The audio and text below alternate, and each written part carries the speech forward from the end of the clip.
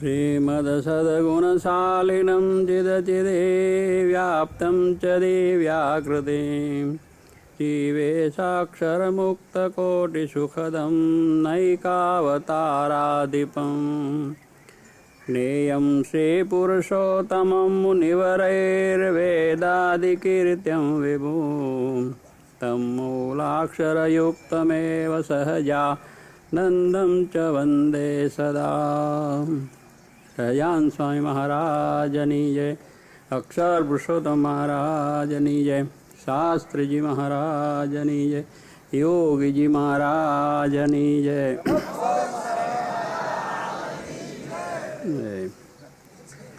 આપણે કથાનો આરંભ થાય છે। ગઈકાલે આપણે આ પ્રમાણે ભક્તિનતાનો આરંભ કરતા મહારાજના દિવ્ય પ્રતાપની વાત ને મહારાજનું આ ભૂમિ ઉપર પ્રાગટ્ય એ વિચાર કરીને ભગવાનની વંદના કરી ગ્રંથના આરંભમાં ભગવાનની પ્રાર્થના છે, મંગલાચરણ છે કરીને ત્યાર પછી સંતો બીજા પ્રકરણમાં સંતની પણ વાત કરી। સંતનો પણ આ પ્રમાણે એવો મહિમા છે, એની કૃપાથી આ બધું કાર્ય આશીર્વાદથી થાય, આ ગ્રંથ પૂરો થાય એને માટે પણ એ સંતને પણ એ રીતે વંદના કરી નમસ્કાર કરી અને ત્યાર પછી સંતના ગુણ કેવા છે, સંતના લક્ષણ કેવા છે એવા સંતની પણ વાત અહીંયા બધી કરી। ત્યાર પછી બધા હરિભક્તોને પણ વંદના કરી આ ગ્રંથનો આરંભ કર્યો છે અને પોતે કહે છે કે આ ગ્રંથ પૂરો કરવા બહુ સમર્થ નથી, પણ બધાના સહકારથી આપણે કે બધાની સહકારથી બધું કામ થાય, સહકાર વગર ઉદ્ધાર થાય નહીં। એક હાથે તાળી પડે ઝાઝા હાથ રળિયામના, એમ જ્યારે કોઈ મોટું કાર્ય કરવું હોય ત્યારે ઝાઝા માણસનો સહકાર મળે તો સહેજે સારું કાર્ય થાય, સુંદર કાર્ય થાય।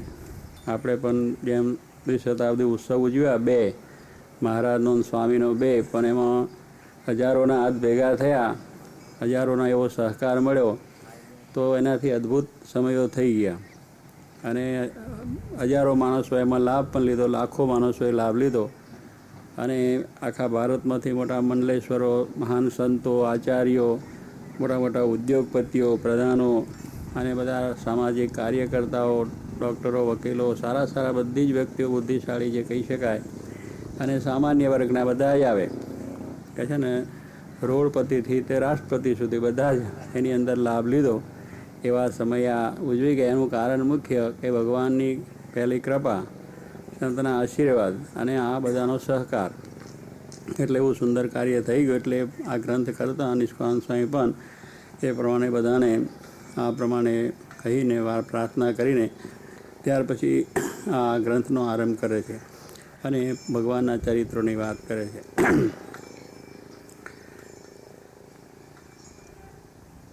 સારી કથા સુંદર હતી, હું કહું કરી વિસ્તાર, જે જન મન દઈ સાંભળે તે ઉતરે ભવ પાર। અમૃતવત જે આ કથા, શ્રુતિ દઈ જે સાંભળશે, અંગો અંગ આનંદવાદી તાપ સંતાપ ટળશે। પ્રગટ પુરુષોત્તમના ચરિત્ર પવિત્ર કહું અતિ, શ્રવણ દઈ જે સાંભળે થાય તેની નિર્મળ મતિ। પવિત્ર યશ જેની કીર્તિ, પવિત્ર ગુણ કહેવાય છે, જે જન કહે ને સાંભળે તે પણ પવિત્ર થાય છે। કે ભગવાનના ચરિત્રો છે એ પવિત્ર છે, કારણ કે ભગવાન પોતે જ સ્વયં પવિત્ર છે। આ દુનિયામાં પવિત્રમાં પવિત્ર હોય તો પરમાત્મા, મંગલમાં મંગલ કહો તો ભગવાન, અને આનંદ જેને વધારે આનંદ કહી, આનંદ મૂર્તિ પણ કહી છે, આનંદ રસઘન મૂર્તિ ભગવાનની, એટલે એ અતિશય પવિત્ર, એમાં કોઈ પણ જાતનું આ માયાનું એક રંચ લેશ માત્ર જેની અંદર માયા નથી, જગત નથી, પ્રપંચ નથી, એવા ભગવાન પવિત્ર શુદ્ધ છે અને એમાંથી બધી પવિત્રતા આપણામાં આવે છે. બધી પવિત્રતા ઝરણા જે આવે છે એમાંથી આપણને આવે છે. એટલે ભગવાન પવિત્ર છે એટલે એની બધી વાત પણ પવિત્ર થાય ને, કે આ પ્રમાણે એમના ચરિત્રો છે પણ પવિત્ર બની જાય. ભગવાન જે કાર્ય કરે એ પણ પવિત્ર જ બની જાય છે. એમનું જે કંઈ જોવું છે, એમનું ખાવું છે, પીવું છે, એ કંઈ આ ઉત્સવ કરે, સમયા કરે, ઉપદેશ કરે, ગામો ગામ ફરે, એ તે કરે, બધું પવિત્ર. લો, લીમડાને જે બેઠા તો લીમડો પવિત્ર, જે ઘરમાં બેઠા એ ઘર પવિત્ર થઈ ગયો. આ ખીજડા નીચે મહારાજ બેઠા ચોરાશી કરીને, તો આ ખીજડો પવિત્ર. આપણે પગે લાગીએ, દરરોજ બધા હાથ પગે લાગીને મસ્તક ચડાવીએ. શું કે ભગવાન બેઠા એટલે પવિત્ર એને લઈને, બાકી તો ખીજડું હાંગર્યું આવે, એમાં બીજું કંઈ લીમડાને કડવાશ છે. પણ એ લીમડાને આપણે દાદા ખાચરના લીમડાના પગે લાગે. બધા લીમડા ઘણા દુનિયામાં, એમ દરબાર તો ઘણા છે, મોટા મોટા રજવાડા હતા. અત્યારે ગાયકવાનો પેલેસ આપણે જોઈએ છે કે એમાં બધી ઓફિસો થઈ. પણ આ દાદા ખાચરનો દરબાર પવિત્ર થયો, કારણ ભગવાન પવિત્ર એમાં બેઠા માટે. એને લઈને એની પવિત્રતા થઈ, એનો મહિમા એ વધી ગયો.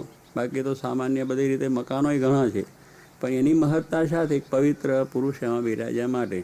એટલે કહે છે કે આ પ્રમાણે ભગવાન જે આ બધું કરે છે એ બધું પવિત્ર છે.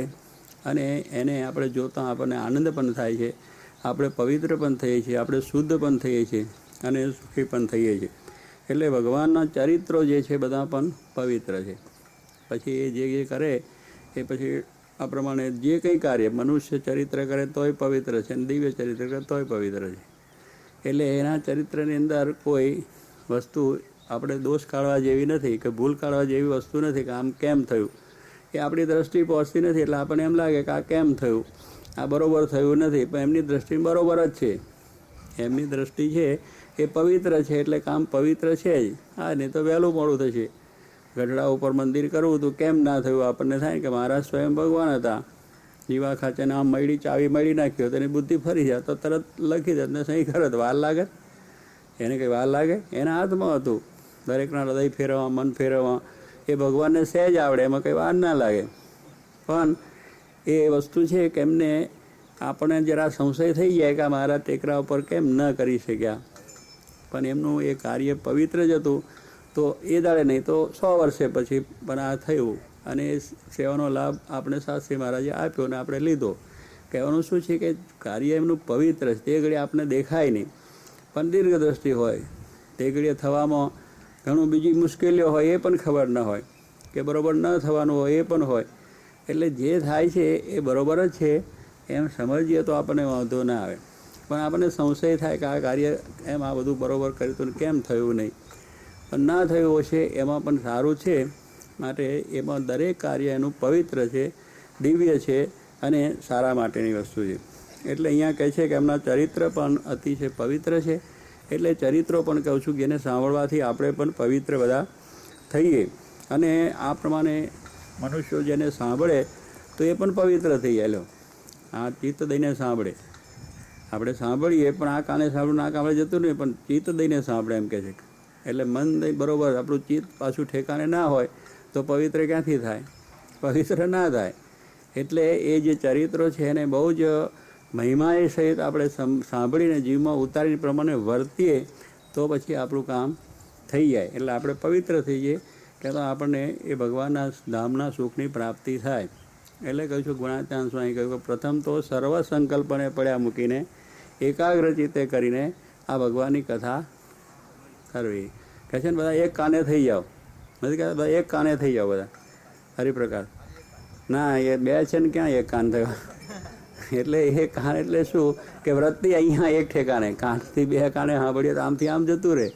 એટલે એક જ વૃત્તિ રહે આપણે, એક ચિત્ત, એક મન, એક કાન જેને કહેવામાં છે. એટલે બીજી વૃત્તિ આડી અવળી ડોલે નહીં. એમ આમ કે આમ તેમ જોવાનું ના હોય, એક ચિત્તે જ આ વસ્તુ જોઈ લેવાની. એટલે આ વસ્તુ એક ચિત્તે જો સાંભળીએ તો આપણે બરાબર છે. પરીક્ષિત બેસી ગયા, એક ચિત્તે સાંભળ્યું તો 7 દિવસમાં પહોંચી ગયા. તરત ગયા કે ના ગયા? હા, એટલે એ રીતે એક ચિત્તે જો સાંભળે તો પહોંચી જવાશે. પ્રગટને ઉતાવળ છે. પણ ત્યાં ભાઈ કાકા ગયા છે એટલે એમને હજુ બરોબર ત્યાંથી ટેલિફોન આવે પછી જશો. જો ઉતાર કરશો તો ત્યાં ભાઈ કાકા જગ્યા રોકી બેઠા છે, લાકડાવાળા જ પાછા. એટલે કહેવાનું શું કે એમ ભગવાનને જો એક રીતે સાંભળ્યું તો ભગવાનમાં વૃત્તિ થઈ ગઈ, બધું જગત ભૂલાઈ ગયો, દેહ ભૂલાઈ ગયો, રાજપાટ સુખ સંપત્તિ બધું ભૂલાઈ ગયું અને ભગવાનમાં વૃત્તિ થઈ ગઈ. એમ કે આ ભગવાનના ચરિત્રોને એક રીતે સાંભળવા કે જેથી આપણને વાંધો ના આવે. પવિત્ર મહિમા પવિત્ર મોટપ પવિત્ર તેજ પ્રતાપ છે, ચિતે નિષદિન ચિંતવે તે પણ જન નિષ્પાપ છે. એવી કથા ઉત્તમ હતી સદમતીને સુખરૂપ છે, જેમ જેમ જન સાંભળે તેમ તેમ વાત અનુપ છે. કથા ઉત્તમ છે જે સદમતીવાળા મનુષ્યોને આ સારી લાગે, બીજાને સારી ના લાગે. કારણ કે છે આ પ્રમાણે ગીગાને ગોળ ગમે નહીં. ગીગાને ગોળ તો કેવો ગર્યો છે, સારો છે, આપણે કેવો સરસ લાગે નહીં. આપણે મનુષ્યોને ગોળ સારો લાગે છે અને ખાઈએ છીએ. આ શેરડીમાંથી ગોળ થાય છે ને, ગોળને રોટલો, એકને બદલે 2 રોટલા ગોળને રોજ સારો હોય છે. રાબડીઓ ગોળ ને તો દરબારો તો ચોખા અને રાબડીઓ ગોળ મજાથી ખાય, ઘી અંદર પાછું આવે. એટલે એ ગોળ ખાવામાં આપણને મજા, ખોળ નહીં ગોળ જ, ચોખા ને ગોળ ને ઘી, ગોળ ને ઘી તરણ ભેગું થાય. તમે આ દરબારોની જમવાની વાત એવી છે. તારે કહેવાનું શું છે કે એ ઘર આપણને સારો લાગે પણ ગીગાને કારણ વિષ્ટાનો ગીડો છે ને વિષ્ટા જ ગમે. એ વિષ્ટામાં જ રમે કરે, વિષ્ટામાં જ એને મજા આવે ને બીજી વાત ના સારી લાગે. હવે ગોળ કેવો સરસ સારામાં સારો છે, આપણે ખાઈએ તો આપણને શરીર પુષ્ટ થાય. એ કોઈ ખાઈને ગોળ તો મજબૂત કરે પણ એને ગમે નહીં. લો, એને એ વસ્તુ ફાવે જ નહીં. એને શું ગમે? વિષ્ટા. એમ આ ચરિત્ર છે ભગવાનના પવિત્ર છે, પવિત્ર કરનાર છે, આપણને સારા છે, બધા છે. પણ જે ગીગા જેવા જીવો હોય એને કે આ શું બધું ચાલે, આમાં કંઈ મજા જ ના આવે એને. એ તો આ દરબારોને ક્યાં મજા આવતી હતી, પણ મહારાજે બેહાડીને બધી મજા લાવી. અને આ તો બધા તલવારો ને ભાલા અને ધીંગાણા થતા એના વાત કરે કે આમ ધીંગાણું કરી આવ્યા, આમ કરી આવ્યા, તે કરી આવ્યા. દિલ્હીની બેઠા દિલ્હીની વાતો કરે પણ એમાં બીજું કંઈ હોય જ નહીં. એટલે આ વાત ગમે જ નહીં કે આ ભક્તિતામની વાત શું છે, ગીતા ઉપર કંઈ નહીં. પણ મહારાજે એમને આ વસ્તુ કરી કે ભાઈ આ જુઓ આ બરાબર. પછી માળા લઈને બેઠા અત્યારે અને તે ઘડે સુરો ખાચર પાઘડા માળખા નહીં જવા દેતા હતા. બધા દરબારો બે પાઘડા મૂકીને અને આ માળા જવા પણ શું ભલા તરવાર મુકાઈ દઈને આ કરી દે. એટલે ભગવાનના ચરિત્રોમાં સુખ એમને આવે. એટલે સદમતી થઈ, એમની બુદ્ધિ સારી થઈ તો આ વસ્તુ ગમી, આ વસ્તુમાં મને રસ પડ્યો. નકર રસ પડે નહીં ત્યારે એટલા માટે કહે છે કે આ ભગવાનને એવું છે કે આપણને નિષ્પાપ કરી દે છે, આપણામાં રહેલા પાપો છે પણ દૂર કરે છે. ભગવાનની કથા છે એ સુખને કરનારી, દુઃખને હરનારી છે અને પવિત્ર કરનારી છે. એટલે આપણામાં રહેલા પાપો દૂર થઈ જાય એટલે પવિત્ર થાય એવી ભગવાનની કથા છે. એટલે આ રીતે કથા એવી ઉત્તમ છે. એટલે સારા મતિવાળાને સુખરૂપ છે અને જે સાંભળે એને માટે એ અનુપ છે કે એને સારી લાગે, વધારે પ્રિય લાગે, વધારે રસ જાગે એવી રીતની છે. એવી કથા આદરતા હતી ઉમંગ છે મારે અંગે, અંગમાં આનંદ ઉલટો જાણું ક્યારે કહું છે રંગે. જેમ ઉપવાસી જનને આવે અમૃતનું નોતરું, તે પીવા પણ ખમે નહીં જાણે કઈ વારે પાન કરું. કે ઉપવાસી માણસ હોય, ઉપવાસ કરે છે ને, આવશે પરમદી છે એકાદશી, પરમદી આવે છે, તૈયાર થઈને આવે છે. હા બરાબર, હાથીએ બેસીને આવે છે દરબાર. એટલે કહેવાનું છે કે એ તૈયાર થઈને આવે છે, હવે આવશે જ. હવે એને ઉપવાસ કરવાનો એકાદશી. અને આ તો સંતો તો બધા નિર્જળા કરે છે અને કંઈ પણ લેવાનું નહીં. એટલે ઉનાળાનો દિવસ છે એટલે બરાબર લાગી જાય. હા તમે નિર્જળા, તમારે ક્યાં પાણી, દૂધમાં પાણી આવે ને એટલે પાણી દૂધ પી લે, ફ્રૂટ ખાઈ લે એટલે પાણી નિર્જળા થઈ, દૂધ પીને રહે છે પછી ક્યાં વાંધો છે, પાણી પીવાનું જ ક્યાં રહ્યું, એટલે નિર્જળા જ કહેવાય ને. પાણી આવે તો નિર્જળા કહેવાય. હા બસ જ્યુસ પી લે, પાણી દૂધ પી લે, જ્યુસ પી લે એટલે પાણીમાં આવે જ નહીં એટલે નિર્જળા કહેવાય. એમ દરબારની નિર્જળા, દરબારી નિર્જળા કહેવાય. એટલે કહેવાનું છું કે આવી રીતે મહારાજ કહે છે કે ઉપવાસી માણસને આમ આમ ખરેખર ઉપવાસ લાગ્યો હોય અને એ વખતે કોઈ તૈયાર કરીને આવે કે ચાલો જમી લો, તો એ હોય થોડી વાર ખમે ખરો, તરત જ રાતના 12 વાગ્યાથી તમારે ચાલે કે ના ચાલે? તે ઘડીથી આ વિચાર ચાલે કે હવે જરા કેટલા વાગ્યા છે? 11, હજુ જરા ચાલો 12 વાગવાની તૈયારી છે. ત્યાંથી તૈયારી ચાલવા માંડવી પડે કે કોઈક તૈયાર હોય તો બેસી જ જવાનું. એટલે ઉપવાસી માણસને કોઈ નોતરું આપે ખાલો જમવા માટે, તે થોડી વાર બેસી ના રહે, કારણ કે ઉપવાસ છે એટલે જમી જ લે, વાર જ ન લાગે. એમાં તો નિષ્કાળ સ્વામી શું કહે છે કે જેમ થોડી વાર પણ ખમે નહીં અને તત્કાળ કે મારે પણ ભગવાનના ગુણગાન ગાવા છે, એટલે મને પણ એવો ઉમંગ છે કે હવે ઘણી વાર ખમવું નથી, આ વાત કરવી છે, ભગવાનના ગુણગાન ગાવા છે, ભગવાનના ચરિત્ર ગાવા છે. જો બેસી રહીને કંઈ રાતમાં દેહ પડી જાય તો ધર્મનું કામ તત્કાળ કહ્યું છે ને, ભગવાનના ગુણગાન ગાવું, કાલે ગઈશું એવું થાય? હરિપ્રકાશ ગાવા જ માંડી પડવા, હા, બેસી ના રહેવું કે ચાલો હવે કાલે ગઈશું, પરમદી ગઈશું, આજે જ ઉપડી જ વાત કરવા જ માંડી પડી. એટલે ના જવા નથી, હજુ અહીં રહેવા. આ તો એમ નહીં, આ તો ફરવા માટે જતાની વાત છે, એટલે ઉપડી જવાની વાત નહીં. એમ ખબર છે ને? હા, એ તો સારું.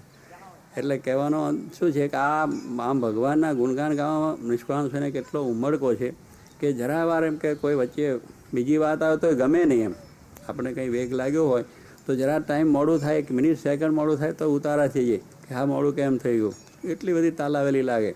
અમે એક ફેરો ગયા હતા, પેલા રાવજીભાઈ કરીને હતા, આ બાજુ મિયાગામ કરજણ પાસેનું ગામ છે ત્યાં, અને એ વોટમાં પેલા શું આમાં ચૂંટણી ઊભા રહેલા ભાઈ. હવે અમને કેમ પધરામણી લઈ ગયા એમને ગામ. હવે એને ગામથી પાછા વળતા એને 12 વાગે ફોર્મ પેલું ભરવું પડે ને, છેલ્લી તારીખ ને છેલ્લી મુદત 12 વાગ્યાની હતી, 12 વાગે ભરવાનું હતું બરાબર. હવે એને ઘરેથી અમે નીકળ્યા, એને ગાડી જરા પછી ઠઠર ફઠર હતી, એટલે એને બિચારાને તાલાવેલી બહુ સમય થઈ છે, સમય થઈ ઉતાર. પાછો વચ્ચે ઝોંપો આવ્યો તે 10 વખત ઉતર્યો ને 10 વખત ચડ્યો.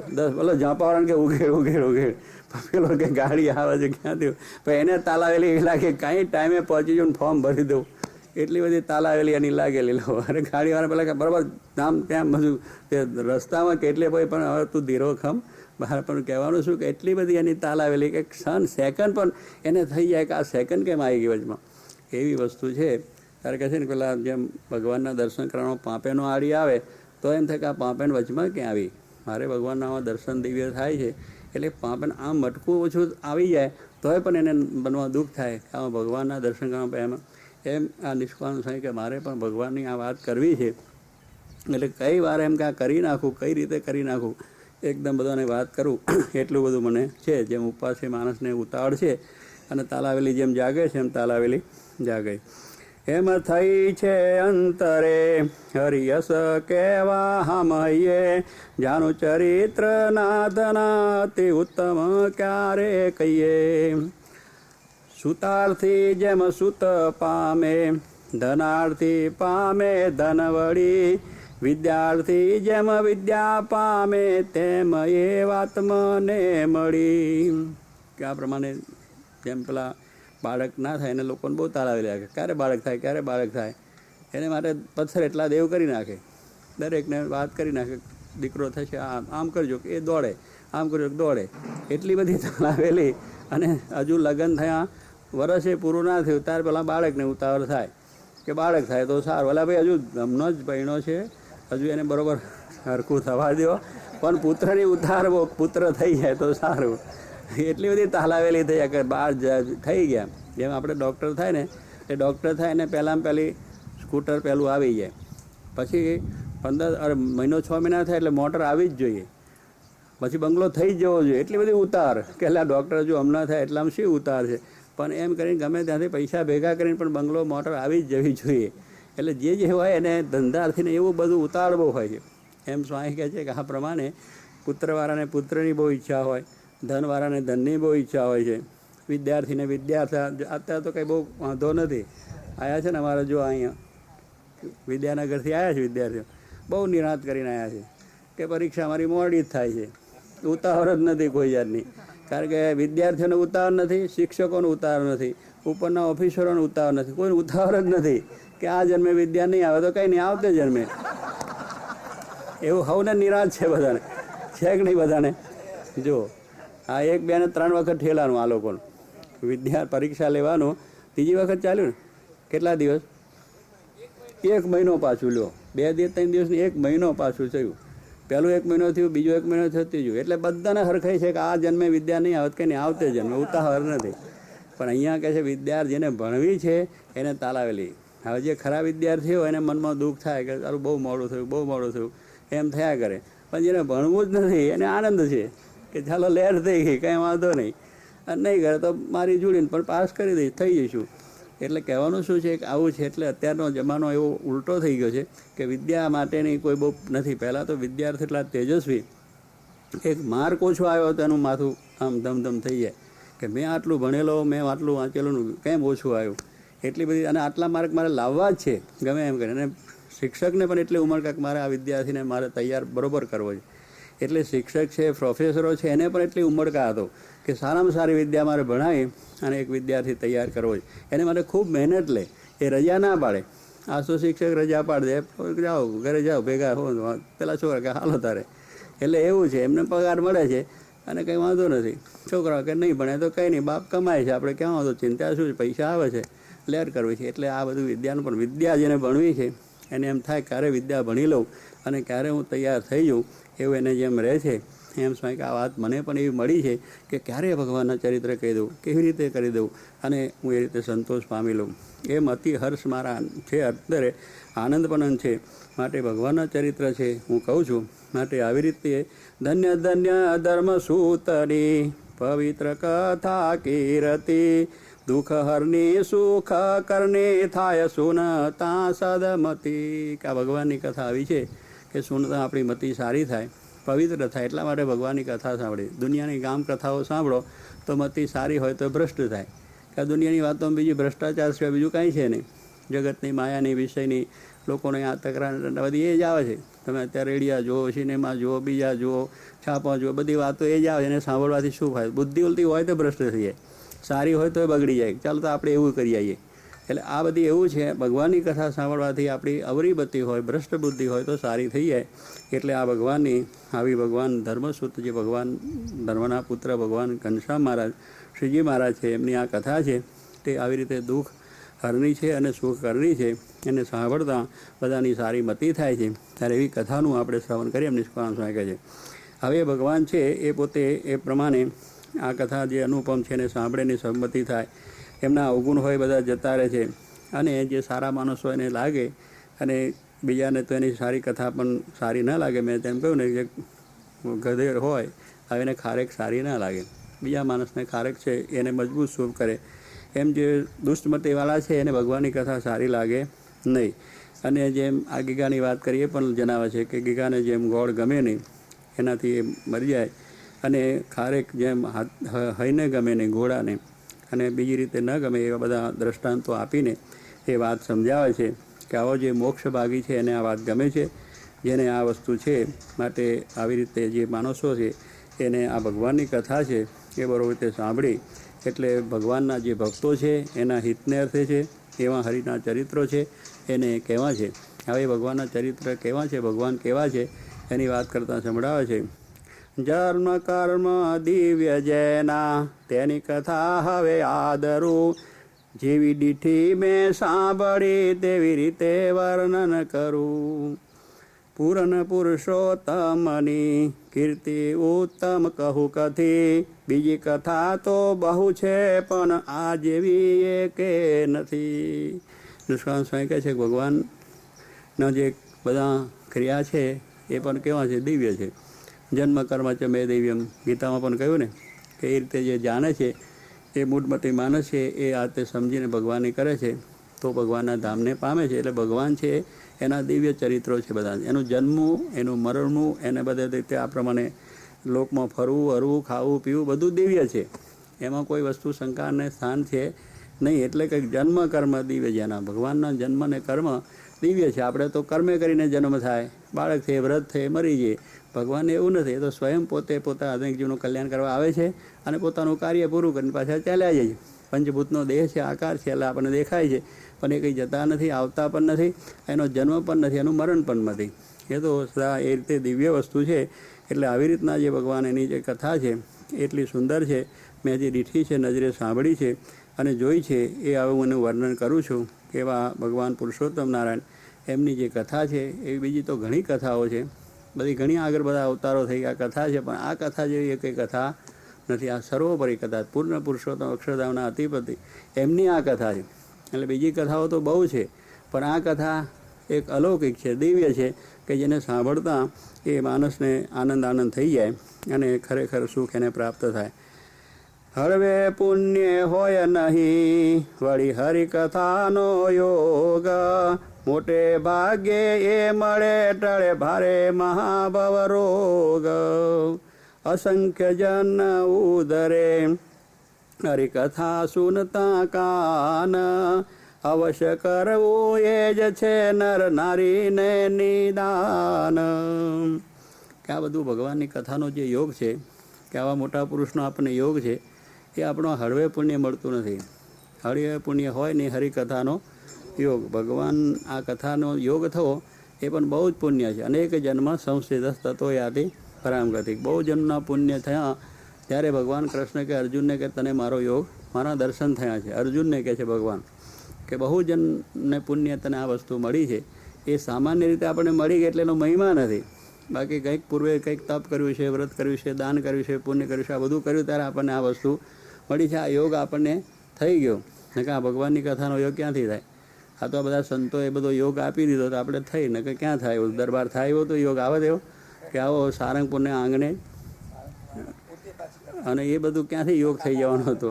અને પોતે દરબાર પાછા, પોતે વાંચનારા પોતે દરબાર સાંભળનારા, પણ એટલે બે પોતે ભેગા ત્યાં. એટલે એવું શું ક્યાંથી આવત? અને પ્રગટનો પ્રતાપ છે. આ પ્રગટનો પ્રતાપ થયો એટલે બધું થોડે પુણ્ય આ થયું નથી. આ કંઈક પૂર્વનો યોગ હશે અને આ સંકેત હશે એટલે આ બધો યોગ આપણને આવી ગયો છે. અને આવી સરસ સારંગપુરને સદૈવ સારંગ પુરુષે રમ્યે એવું. હા, એટલે સારંગપુર કહેવાનું, એવા સારંગપુરની અંદર આપણને આ કથાનો યોગ મળી ગયો. એ કંઈક પુણ્ય છે, કંઈક આગળ પાછળના યોગો છે. એટલે આ યોગ થઈ ગયો અને આ બધું પેલું કંઈક ચોકટું બેસી ગયું. અમારે રહેવાનું પણ થયું મહિનો, અને આ બધો યોગ ભેગો થયો. એટલે આ ભગવાનની કથા અમને કહેવાની થઈ અને તમારે સાંભળવાનું થયું. એટલે બેયને યોગ સારો થઈ ગયો. કંઈ ભગવાનની ઈચ્છા થઈ તો આવી કથાની અંદર સહેજે આ બધું બનતું નથી. એવી સુંદર કથા છે, એ આપણને મળી છે. મોટા ભાગ છે જેનાથી બહુરોગ આપણો પણ નાશ થાય છે. અસંખ્ય જીવો એનાથી ઉદ્ધાર છે. ભગવાનની કથા સાંભળવાથી, ભગવાનની કથા કરવાથી અસંખ્ય જીવનો ઉદ્ધાર થાય. બીજું કોઈ થકે ઉદ્ધાર થતો નથી. માયામાં ફસાય, જગતમાં ફસાય, પણ ભગવાનની કથા સાંભળવાથી આ માયામાંથી બહાર નીકળી અને થઈ જાય છે. એટલે આવી રીતે ભગવાનની કથા છે. માટે એ પ્રમાણે આ જે દરેક મનુષ્યો છે એને એક મનમાં નક્કી રાખવું કે આ ભગવાનની કથા છે, એ જ આપણે ઉદ્ધાર કરનારી છે, એ જ આપણને સુખ આપનારી છે. એ સિવાય જગતમાં કોઈ એવી કથાઓ નથી જે આપણને સુખ આપે અને સારી રીતે કરે. માટે એ રીતે આ પ્રમાણે જે મનુષ્યો ઉધર્યા છે, મનુષ્ય દેહ ધારણ કરીને એને આ ભગવાનની કથાથી એમનો સર્વનો ઉદ્ધાર થયો છે. અને એ રીતે મહારાજે આ દુનિયામાં આવીને અનેકને એવો સુખ આપ્યું છે, પરચા પૂર્યા છે. ત્યાગી, ગ્રહી, ભાઈને પણ અનેક રીતે સુખ આપ્યા છે. એવા ભગવાનના બધા ચરિત્રો છે. અને મહારાજે અલૌકિક સામર્થ્ય વાવરીને આ જગતમાં એવો સક્કો પણ બેસાડી દીધો છે કે એનાથી હજારો માણસોને સુખ પ્રાપ્ત થઈ ગયું છે. અને આ પ્રમાણે કળીકાળની અંદર ભગવાન પ્રગટ થઈને આ અધર્મ હતો એનો નાશ કર્યો છે. અધર્મ સર્ગનો, અધર્મનો સર્ગ, એટલે એ બધા અધર્મ એનો સર્ગ બધો છે, એનો પરિવાર પણ છે. એટલે એને બધાનો પણ નાશ થઈ ગયો છે. એવો આ ભગવાનનો પ્રતાપ છે. એવી એમની આ કથા છે. સર્વે ચરિત્ર શ્યામના રસરૂપ અનુપમ છે અતિ, સુભાગી જન સાંભળશે જેની હશે અતિ શુભમતી. જે નયને નીરખ્યું વળી જે સુનિયું કાન, તે ચરિત્ર હવે કહું સૌ સુનો થઈ સાવધાન. કે જે આ મેં સાંભળ્યું, મેં જોયું, નયને નીરખ્યું છે. કારણ કે આ નિષ્કાંત સ્વામી છે, આ જોઈને વાત લખી છે કે નયને દીઠી વાત. એમને લખી નાખી નથી કે સાંભળીને લખી નથી. બીજી તો શું, સાંભળીને બધા ચરિત્ર કેટલા લખાય છે શાસ્ત્રોની અંદર, કે બધી કથાઓ સાંભળી ભેગી કરી અને બધા વાંચીને પછી એની અંદરથી આ કથા બધી કરી છે. નિષ્કાંત છે કે મેં તો બધું નજરે જોયેલું, કારણ મહારાજની સાથે પહેલેથી જ હતા. કારણ કે ભગવાન શ્રીજી મહારાજ જ્યારે રામાનંદ સ્વામી ધામમાં ગયા પછી તરત જ એમને આ સાધુ બનાવ્યા છે અને ત્યારથી ભેગા છે. એટલે જે ભગવાનના ચરિત્રો હતા, ઉત્સવ હતા, સમય હતા, મંદિરો હતા, સાધુ સંતો બનાવ્યા, એ બધું જ ભગવાનના ચરિત્રો એમને પોતે નજરે જોયેલા છે, એ પોતે લખે છે. એટલે બહુ જ પ્રમાણ કહેવાય ને, આ તો અતિ પ્રમાણ કહેવાય. નજરે જોઈને જે વાત લખેલી હોય એટલે પ્રમાણ એવી વસ્તુ છે અને પોતે સાંભળીને લખેલું છે. અને વળી જે સાંભળીને પણ એવી વસ્તુ કે જે પ્રત્યક્ષ રીતે આ વસ્તુ જોઈને કરીને સાંભળીને લખેલી છે. માટે એમાં સાવધાન થઈને ચરિત્રને સાંભળો, કારણ કે સાવધાનથી સંભળાય તો જ એનો લાભ મળે. અતિ મોટપ મહારાજની કહેતા કોટી વિચાર થાય છે, સાંગો પાંગ સૂચવતા મન કેવા કાયર થાય છે. આકાશના ઉડું ગણ ગણવા પામવો ઉત્તરનો પાર, શરૂ લેવું શૂન્યનું એ વાતનો થાય વિચાર. કે ભગવાનના ચરિત્રો સાંગોપાંગ તો કહી શકે એવા છે નહીં. કોઈ પણ માણસ કહેવા બેસે તો શેષનારાયણ છે એ કેટલા કહેવાય? 2000 જીભથી કહેવા જાય, હજારો મુખથી કહેવા જાય તો એનાથી કહેવાય એવું નથી. સરસ્વતી કહેવા બે તો થાય એવું નથી. ગણપતિ દાદા લખવા બે તો દખલા એવું. ગણપતિની લેખન શક્તિ બહુ સારી. હા, ભલે મોટું પેટ હોય, મોટા જાડા હોય, પણ લેખન શક્તિ બહુ સારી. તમે જેટલું બોલો એટલે પેલા થઈ શોર્ટ હેન્ડ બધા શીખે છે ને, એટલે પહેલાં શીખેલા ગણપતિ દાદા, ત્યાર પછીથી આવ્યું.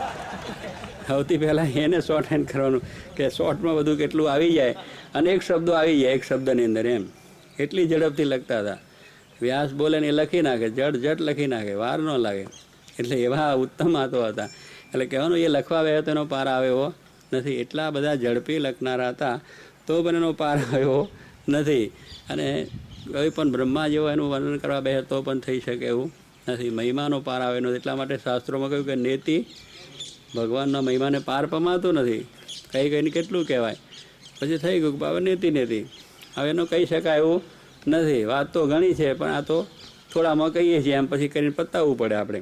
એટલે કારણ કે ભગવાનના ચરિત્ર કહેવા બેવા માટે તેનો પાર આવ્યો નથી.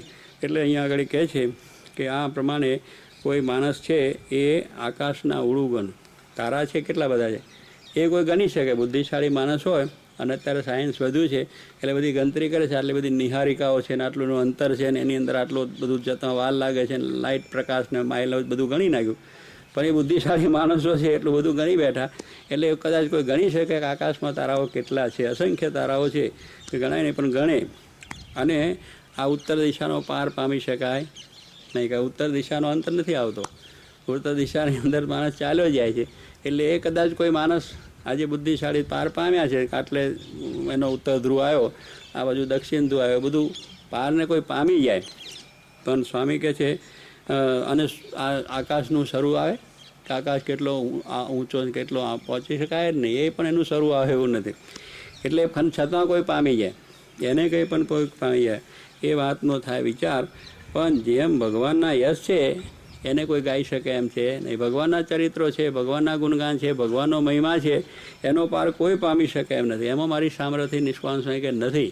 આ બધા મોટા મોટા હાથ જોડી દીધા, જેથી ને તે કરે તો હું કેટલા ગાણો, પણ મારે ઉમંગ છે એટલે મારે ગાવું છે. પણ આવો ભગવાનનો મહિમા અપાર છે જે ગાવાને કોઈ સમર્થ નથી, કોઈ ગમી શકે એમ નથી. માટે જેમ મને અંતરે વાત આવી છે એ બધા ચરિત્ર હું કહીશ અને ભગવાનને રાજી કરીશ. અનુક્રમ આવે કે ન આવે નથી તેનો નિર્ધાર, એવી ખોટમાં ખોડજો સૌ સાંભળજો કરી પ્યાર. નિષ્કાંત સ્વામી કહે છે, આ પાછું કહી દીધું. નિષ્કાંત સ્વામી તો બહુ સ્પષ્ટ વક્તા હતા, એટલે તરત વાત કહી દે. કારણ કે એમને બધા થયા કાં તો બાવા ઠીક છે, કંઈ ઘરમાં ઠેકાણ નહીં પડ્યું એટલે થઈ ગયા છે. ત્યારે નિષ્કાંત સ્વામી ભાઈ હું તો બહુ સારો હતો, ડાયો હતો, 5 જણા મને પૂછતા હતા એમને એમ નથી આવી ગયા. કહેવાનું શું કે એમ બધી વાત કરી નિષ્કાંત સ્વામી સ્પષ્ટ કહી દીધું કે ભાઈ હું તો બહુ ડાયો હતો, ઘરે ઘર બહાર હતું, 5 જણા પૂછતા હતા, માતાની મહેર હતી, જતે તકે જોડા પણ મળતા હતા સારામાં સારા. અને એ રીતે 5 પંચાયતમાં મને પૂછતા હતા, ગામમાં પેલી પંચાયત હોય ને એ પણ બધા પૂછીને મને કરતા હતા. એવું બધું સુખ હતું. આ તો મૂકીને આવ્યો છું ભગવાનને રાજી કરવા માટે ના મળ્યું, ખાવા બાવા જેવો થયો ને એમ કહ્યું. એટલે અહીંયા પણ કહી દીધું કે આ બધા માણસોની પાછું શું થાય કે આ બધું ઠીક તમે ગાયું, પણ તમે બધું બરાબર છંદ છપાઈને પદ્ય ગદમાં બધું લખ્યું નહીં, જેમ તેમ લખી નાખ્યું. અનુક્રમે આવ્યું કે ના આવ્યું કે મહારાજનો પ્રસંગ જે છેલ્લો આવતો હોય પહેલો લખાઈ જાય, પહેલો આવતો છેલ્લો લખાઈ જાય, કાં મધ્યમાં લખાઈ જાય, એમ અવર થઈ જાય ને. એવો અનુક્રમ કદાચ આવે કે ના આવે ત્યારે બધા કહે છે ખરા ભણેલા ગણેલા તરત ખોડ કાઢે. હવે આપણે બોલવામાં કંઈ આગું પડશે તરત નોંધ કરે, અહીંયા તરત જ એ થઈ જાય, અહીંયા પકડી જાય પાછું, અને આ લોકો મોડે થઈ જાય. એટલે કહેવાનું શું કે આ બધી વસ્તુ આપણે બોલવામાં બહુ ખબર રાખવી પડે. એ જેવું બોલાય એવું ભગવાનના ગુણગાન ગાવા છે, એટલે જેવું તેવું બોલાય તો એ બધા ક્ષમા રાખજો કે કોઈ બધી ખોડ કાઢશો નહીં, કે ભાઈ આ ભગવાનની કથા છે એટલું સાંભળ્યું છે, મારે ગાવી છે ને તમારે સાંભળ્યું છે, પણ અનુક્રમ આવ્યો ના આવ્યો એવું તેવું બધો વિચાર કરશો નહીં. એનો નિર્ધાર પણ નથી. એવો નિર્ધાર મેં કર્યો, મારે તો ભગવાનના ગુણગાન ગાવા છે, એ વાત જે આવી એ સારધાર પૂરી કરી દેવી છે, એવો નિર્ધાર કર્યો છે. માટે એવી ખોડ કોઈ કાઢશો નહીં. કારણ કે ખોડ ખાનાર હતા કે આ બધું તમે લખ્યું, આ શું સમજી લખ્યું, કોને પૂછીને લખ્યું, આનું શું પ્રમાણ, આ બધું ઘણું કહેનાર તે દાડે હતા. ભાઈ કે મારે લખવું છે, લખી નાખ્યું છે. માટે હવું છે એ બહુ સાંભળજો કરીને, પ્યારથી તમે બધું સાંભળજો, એટલે બધું સરસ રીતે થઈ જાય. इति श्रीमदेकान्तितम प्रत्यक्ष सहजानंद स्वामी शिष्युणां विचिते भक्तिन्तान मध्ये ग्रंथ महात्मनामे बीजू प्रकरणम.